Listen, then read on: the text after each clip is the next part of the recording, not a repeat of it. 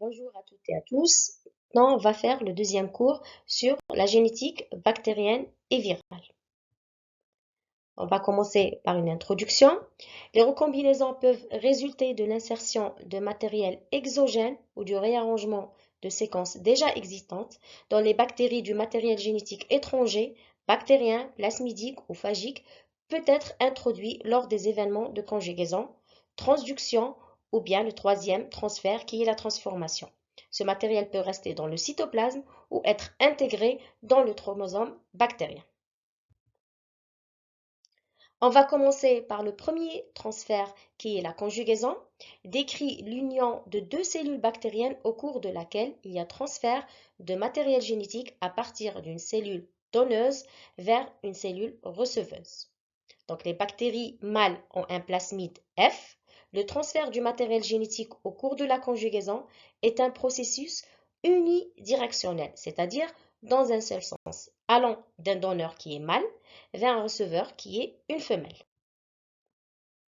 Le caractère mâle chez les bactéries est défini par la présence de facteurs de fertilité, appelés plasmide F, qui est un petit morceau d'ADN circulaire distinct du chromosome principal qui contient 25 gènes. Donc voilà, dans une bactérie, vous avez le chromosome bactérien indépendant du plasmide. Et là, le facteur F qui va définir la souche F+, qui est un mâle donneur. Le mâle qui possède le plasmide sont surnommés F+, tandis que les femelles qui sont dépourvues sont dites F-.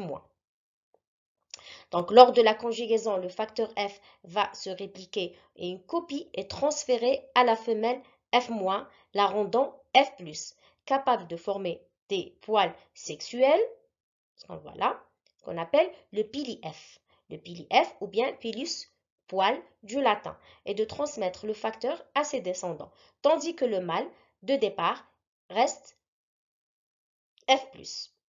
Le plasmide F peut se répliquer lui-même et se maintenir dans la population cellulaire comme s'il était un deuxième chromosome indépendant du chromosome bactérien normal. Les gènes sur le plasmide F induisent la formation de structures longues qui pili F. Donc, la femelle qui a reçu le plasmide va devenir un mâle et produire un pili F qui se projette à la surface de la bactérie mâle et les extrémités vont s'attacher à la surface d'une autre cellule femelle pour être conjuguées. Le deuxième exemple est lorsque le chromosome mâle s'intègre, les gènes du chromosome mâle s'intègrent dans celui de la femelle. Donc, le plasmide F, étant libre, va s'intégrer dans le chromosome bactérien. Donc, cette bactérie devient une bactérie HFR, haute fréquence de recombinaison, contrairement aux mâles habituels qui sont les F+. Ne transfère pas généralement le plasmide F à la femelle, seuls certains gènes vont être transférés à la femelle. Donc, la conjugaison va s'effectuer par un événement de recombinaison de type crossing over et on obtient alors des bactéries dont le facteur F est devenu partie intégrante du chromosome et va se répliquer avec celui-ci. Dans cette figure, on voit bien schématiser une conjugaison entre une bactérie HFR et une bactérie F-. Les réplications sont asymétriques, de remise à l'état bicaténaire sont schématisées par des pointillés. Donc, dans le facteur F, l'origine de transfert qui est l'ori T est située vers le centre de la séquence d'ADN F intégré et la partie terminale du facteur est donc transmise en dernier. Donc, lors d'une conjugaison HFR-F-, les bactéries donatrices et réceptrices se séparent spontanément et le chromosome, bien sûr, va se casser.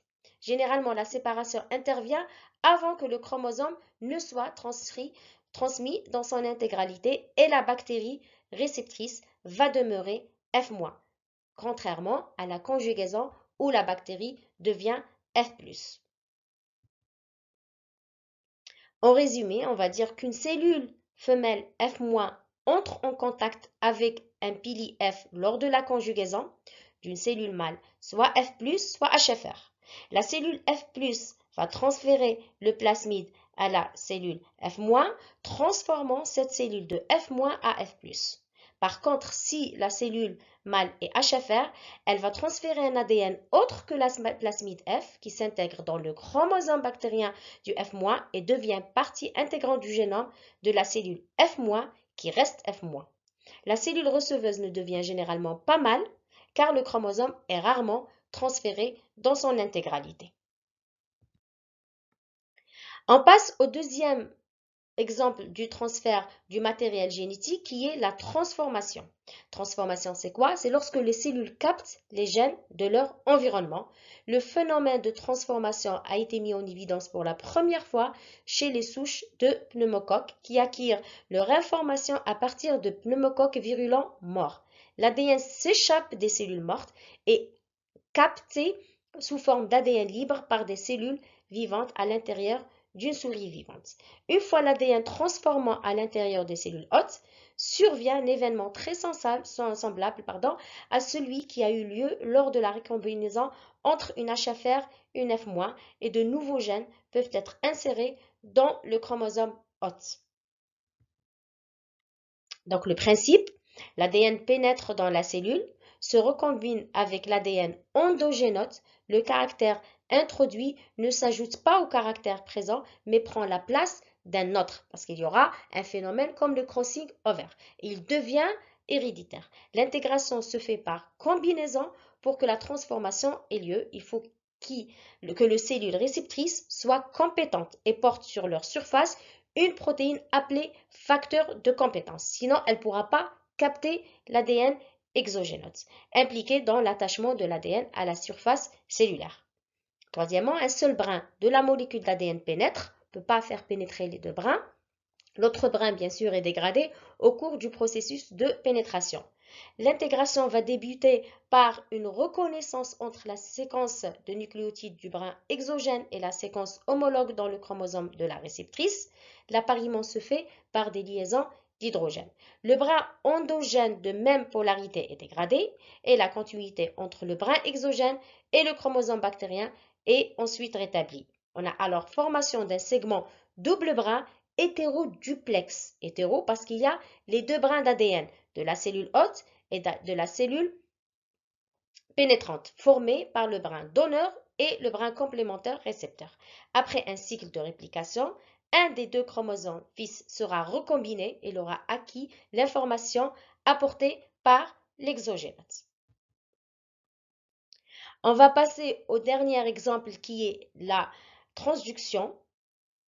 Donc, c'est un transfert d'ADN entre deux bactéries par l'intermédiaire d'un virus. Le virus transporte des gènes d'une cellule à une autre.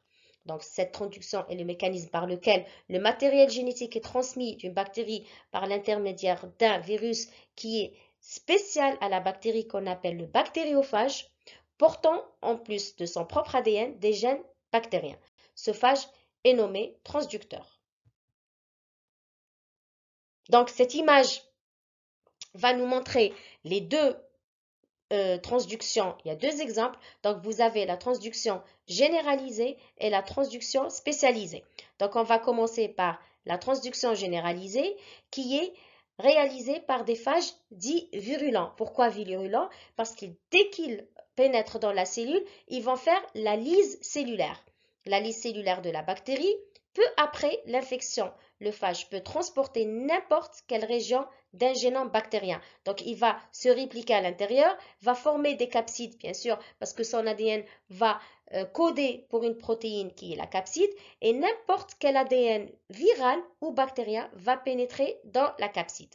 Donc, la capside, lorsqu'elle transfère un ADN de la première bactérie, peut infecter une deuxième bactérie et la deuxième bactérie va intégrer cet ADN dans sa cellule. Le deuxième exemple qui est la transduction spécialisée dans une infection lysogénique produite par les phages dits tempérés. Donc lorsque le phage va pénétrer dans la cellule, il ne va pas faire la lyse cellulaire. Par contre, il va rentrer en contact avec l'ADN bactérien. Il va rester dans cette bactérie jusqu'à 10 ans.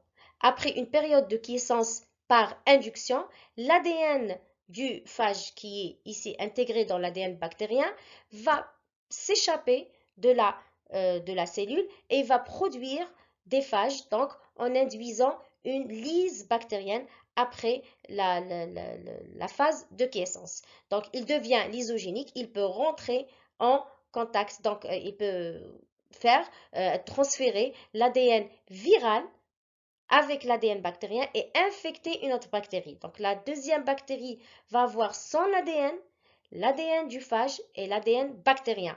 Donc, après, on pourra bien sûr passer à la deuxième transduction qui ressemble à la deuxième transduction qui est la généralisée. Donc, la généralisée transporte n'importe quel matériel génétique. La spécialisée, par contre, elle transporte un matériel spécifique qui était lié à la première bactérie. Donc, le premier exemple, la lyse par les phages lytiques. Donc, elle va transférer que l'ADN bactérien et la deuxième, l'ADN bactérien avec l'ADN viral. Donc, lors d'une nouvelle infection, l'ADN bactérien exogène transduit de façon généralisée ou spécialisée peut s'intégrer au chromosome de la bactérie hôte par recombinaison homologue. Merci pour votre attention.